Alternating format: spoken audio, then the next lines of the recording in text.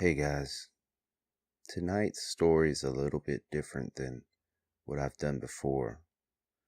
I've always wanted to narrate this poem, and so I've been thinking about it all week and I want to treat you guys.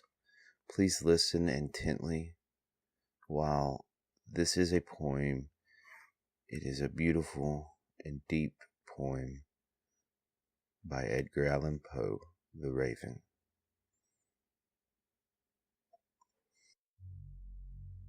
Once upon a midnight dreary, while I pondered, weak and weary, over many a quaint and curious volume of forgotten lore, while I nodded, nearly napping, suddenly there came a tapping, as of someone gently rapping at my chamber door. "'Tis some visitor," I muttered, tapping at my chamber door. "Only this, and nothing more." Ah, distinctly I remember it was in the bleak December, and each separate dying ember wrought its ghost upon the floor. Eagerly I wished the morrow, vainly I had sought to borrow from my book surcease of sorrow, sorrow for the lost Lenore, for the rare and radiant maiden whom the angels name Lenore, nameless here forevermore. And the silken, sad, uncertain rustling of each purple curtain thrilled me, filled me with fantastic terrors never felt before, so that now, to still the beating of my heart, I stood repeating, "'Tis some visitor entreating entrance at my chamber door, some late visitor entreating entrance at my chamber door. This it is, and nothing more." Presently my soul grew stronger, hesitating then no longer. "Sir," said I, "or Madame, truly your forgiveness I implore. But the fact is I was napping, and so gently you came a-rapping, and so faintly you came tapping at my chamber door, that I scarce was sure I heard you. Here I opened wide the door. Darkness there, and nothing more." Deep into that darkness peering, long I stood there wondering, fearing, doubting, dreaming dreams no mortal ever dared dream before. But the silence was unbroken, and the stillness gave no token, and the only word there spoken was the whispered word, "Lenore." This I whispered, and an echo murmured back the word, "Lenore." Merely this, and nothing more. Back into the chamber turning, all my soul within me burning, soon again I heard a tapping somewhat louder than before. "Surely," said I, "surely that is something at my window lattice. Let me see then what thereat is, and this mystery explore. Let my heart be still a moment, and this mystery explore. 'Tis the wind, and nothing more." Open here I flung the shutters, when with many a flirt and flutter, in there stepped a stately raven of the saintly days of yore. Not the least obeisance made he, not a minute stopped or stayed he, but with mien of lord or lady, perched above my chamber door, perched upon a bust of Pallas just above my chamber door, perched and sat, and nothing more. Then this ebony bird beguiling my sad fancy into smiling, by the grave and stern decorum of the countenance it wore. "Though thy crest be shorn and shaven, thou," I said, "art sure no craven, ghastly, grim, and ancient raven, wandering from the nightly shore. Tell me what thy lordly name is on the night's Plutonian shore." Quoth the raven, "Nevermore." Much I marveled this ungainly fowl to hear discourse so plainly, though its answer little meaning, little relevancy bore. For we cannot help agreeing that no living human being ever yet was blessed with seeing bird above his chamber door, bird or beast upon the sculptured bust above his chamber door, with such a name as Nevermore. But the raven sitting lonely on the placid bust spoke only that one word, as if his soul in that one word did he outpour.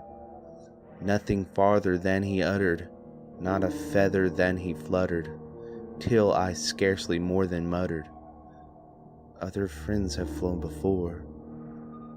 On the morrow he will leave me, as my hopes have flown before. Then the bird said, Nevermore.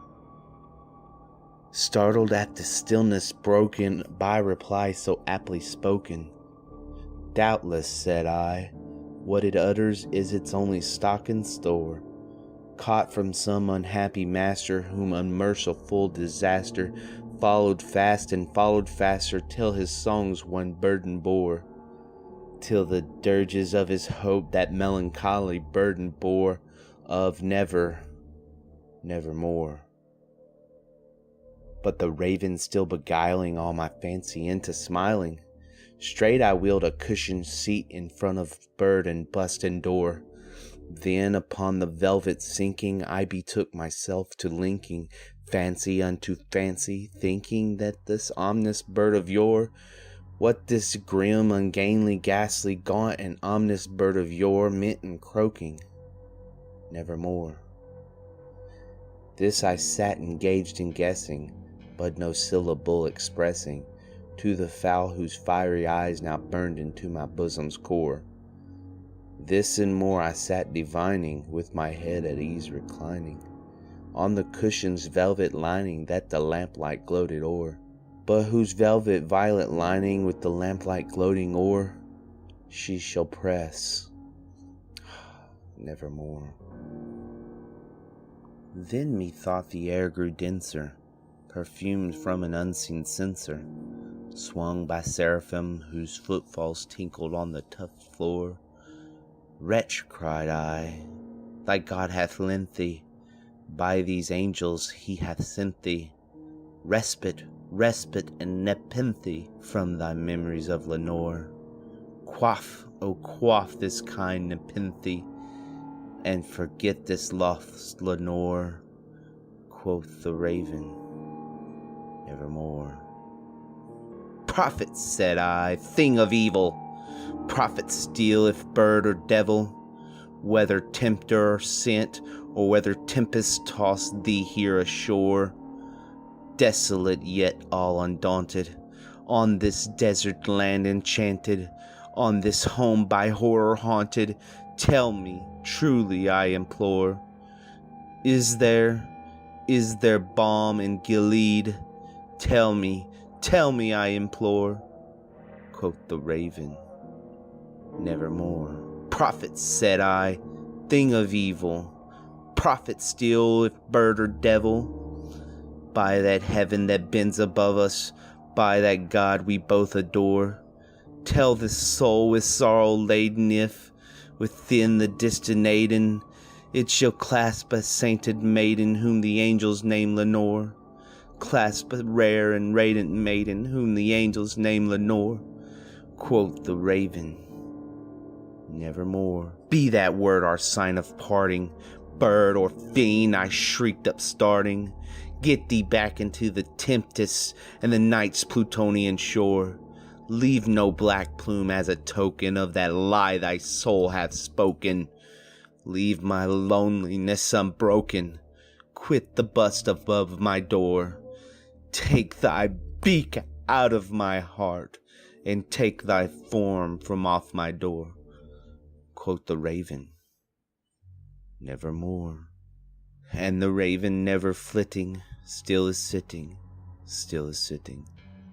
on the pallid bust of Pallas just above my chamber door, and his eyes have all the seeming of a demon's that is dreaming, and the lamplight o'er him streaming throws his shadow on the floor, and my soul from out that shadow that lies floating on the floor shall be lifted, Nevermore.